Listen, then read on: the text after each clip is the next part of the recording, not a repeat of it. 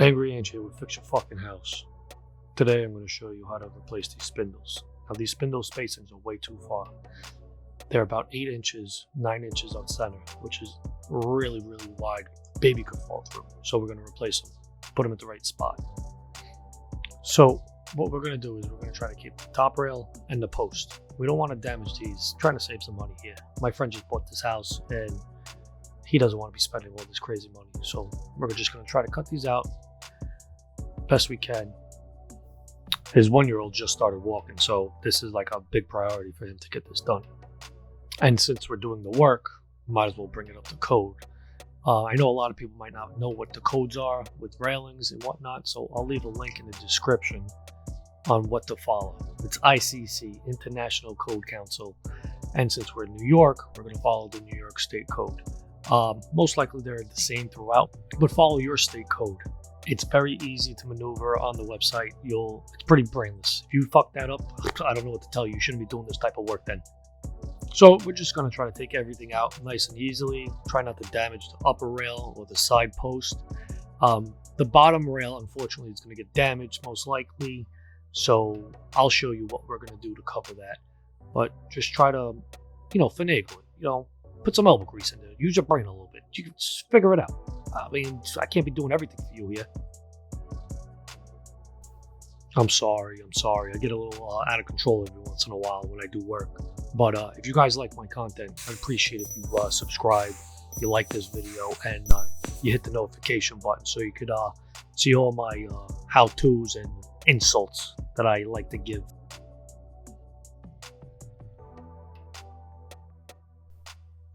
So once removing all the spindles, like I said before, we damaged the bottom rail. So I have this piece of pre-primed wood that I'm going to fasten to the bottom. Gives me a nice clean surface to start with. And it kind of goes with everything. It goes with the spindle color. That's going to be white. I'm nailing it, but I suggest you glue it and nail it to get a better bond. So what I'm using is a DeWalt cordless nail gun, which is amazing. I highly suggest you get this. It's a little expensive, but it's well worth the money, trust me. So now we're ready to lay out the spindles. What I like to do is I like to take the overall dimension and I like to divide it in a way where we could have all equal spaces throughout. Remember, it can't be wider than 4 inches. So if you keep it, I like to keep it around 3.5. If you do 4 inches on center, you're perfect. But just try to make sure it's less than 4 inches of a gap. So I'll lay this out. I'll draw it a few times. I'll double check it. Make sure you double check. Don't fucking do this once and then start drilling holes like you're freaking Rambo over here. You'll screw it up. Remember the saying, measure twice, cut once? Yeah, that does apply. So I know a lot of you guys are going to run into this situation where you guys start off 4 inches on center, 4 inches on center, 4 inches on center, and so on. And then at the end, you're going to be less than 4 inches on center. Now that's okay. Just make sure when you have that one that's less than 4 inches on center, it's in an area where you don't see it much. Most likely it'll be at the end. Remember, it has to be aesthetically pleasing. Just don't do it just to do it. Everything's all laid out and now we're ready to cut. What I like to do is I like to take one, cut it, and test it a few times to see how it fits, how I'm going to install it, just to kind of see how things are. And from that point on, I'll take that one and I'll get all my dimensions and measurements from there. So remember, if you're cutting something more than 3 times, you got to set yourself up a jig. So I fastened down a piece of block with my clamp just to kind of hold everything in place. Now I can cut it as many times as I want without measuring 400 times. It makes everything so much easier. So depending on the spindle you get, there might be a small little nub at the bottom. It helps it from kicking out and staying in place, but now it adds another step. What we got to do is we got to drill out a small little hole, probably about 5/8. You got to measure it up with your spindle. Now, before you drill, I hope everybody make sure you double check your lines to make sure this is exactly where you need these things to be, because there's no going back at this point. So since all the holes are drilled, now we're ready to install the spindles. What I like to do is I like to glue the bottom in. I don't know if you saw the little nub, that was the nub. I like to glue the bottom in, square it all off, and I like to nail everything.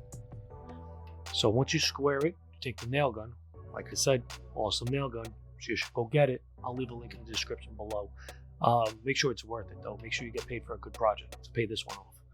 So what I like to do is make sure everything's all squared away. I nail it on both sides. And I like to get a third nail into each one in an area where you really don't get to see it. But don't worry too much about that, because what you're going to have to do is you're going to have to fill in all the holes with some caulk or some wood filler anyway before you paint. Now, I know what you guys are saying. Well, you're telling us to do this, but you're not doing it yourself. I did it at the end. I didn't have to show you how to do it. You know, I can't be showing you every little nook and cranny of this video. I'd be here for 45 minutes explaining it to you. So just know I did it at the end. So other tips to know when you're installing these: you got to make sure everything's all squared away. Make sure it's squared and looks nice. Remember, you're gluing it, so once the glue's set, you're done. You can't be moving this. You're gonna have to wind up cutting it out and redoing it. So just take your time with this. This is the fun part. Everything is all worked out. You're really just installing it. This is when the project really starts looking right. Also, did I mention that I was one spindle short? Yeah, what a bacala I am. But it's alright. I came back the next day to fix it. And there you have it. New spindles for your railing. Hope everybody liked this video. Remember to subscribe, like, and hit the notification button to get all my videos.